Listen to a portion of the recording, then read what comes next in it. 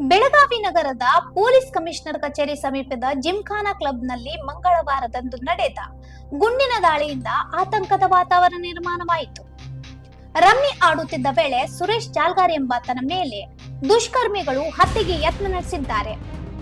5 ಆರೋಪಿಗಳು ಜಿಮ್ಖಾನಾ ಕ್ಲಬ್ಗೆ ಬಂದಿದ್ದು, 2 ಹೊರಗೆ ಕಾವಲು ನಿಂತರೆ 3 ಒಳ ಪ್ರವೇಶಿಸಿ ಸುರೇಶ್ ಜಾಲ್ಗಾರ್ನ ಮೇಲೆ ದಾಳಿ ನಡೆಸಿದ್ದಾರೆ. ಆರೋಪಿಗಳು ಮೊದಲು ಗನ್ನಿಂದ ತಲೆಗೆ ಹೊಡೆದು ಬಳಿಕ ಗುಂಡು ಹಾರಿಸಲು ಯತ್ನಿಸಿದ್ದಾರೆ. ಆದರೆ ಸುರೇಶ್ ಅವರನ್ನು ತಳ್ಳಿ ತಪ್ಪಿಸಿಕೊಂಡು ಸ್ಥಳದಿಂದ ಓಡಿ ಪ್ರಾಣಾಪಾಯದಿಂದ ಪಾರಾಗಿದ್ದಾನೆ. ಸುರೇಶ್ ಹೊರಗೆ ಓಡಿ ಹೋದ ಬಳಿಕ ಆರೋಪಿಗಳು ಕ್ಲಬ್ನಿಂದ ಹೊರಬಂದು ಗಾಳಿಯಲ್ಲಿ 2 ಸುತ್ತು ಗುಂಡು ಹಾರಿಸಿ ಪರಾರಿಯಾಗಿದ್ದಾರೆ. ಘಟನೆಯಿಂದ ಕೆಲಕಾಲ ಪ್ರದೇಶದಲ್ಲಿ ಭಯದ ವಾತಾವರಣ ನಿರ್ಮಾಣವಾಗಿತ್ತು. ಘಟನಾ ಸ್ಥಳಕ್ಕೆ ನಗರ ಪೊಲೀಸ್ ಕಮಿಷನರ್ ಭೂಷಣ್ ಗೋರ್ಸೆ ಭೇಟಿ ನೀಡಿ ಪರಿಶೀಲನೆ ನಡೆಸಿ ಅಧಿಕಾರಿಗಳಿಂದ ಮಾಹಿತಿ ಪಡೆದರು.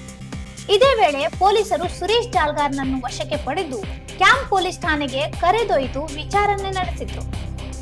ಈ ಹಿಂದೆ ನಾನು ಪ್ರಫುಲ್ ಪಾಟೀಲ್ ಎಂಬಾತನ ಮೇಲೆ ಫೈರಿಂಗ್ ಮಾಡಿದ್ದೆ. ಅದೇ ಪ್ರಕರಣದ ಸೇಡು ತೀರಿಸಿಕೊಳ್ಳಲು ಪ್ರಫುಲ್ ಪಾಟೀಲ್ ಕಡೆಯವರು ನನ್ನ ಮೇಲೆ ಹತ್ಯೆಗೆ ಯತ್ನ ನಡೆಸಿದ್ದಾರೆ ಎಂದು ಸುರೇಶ್ ಜಾಲ್ಗಾರ್ ಪೊಲೀಸರಿಗೆ ತಿಳಿಸಿದ್ದಾನೆ. ಈ ಕುರಿತು ಕ್ಯಾಂಪ್ ಪೊಲೀಸ್ ಠಾಣೆಯಲ್ಲಿ ಪ್ರಕರಣ ದಾಖಲಾಗಿದೆ. ಇನ್ನೂ ಅಪ್ಡೇಟ್ಗಳಿಗಾಗಿ ಫಾಲೋ ಮಾಡಿ ವಾಯ್ಸ್ ಆಫ್ ಫೆನೋಗ್ರಾಮ್ಗೆ.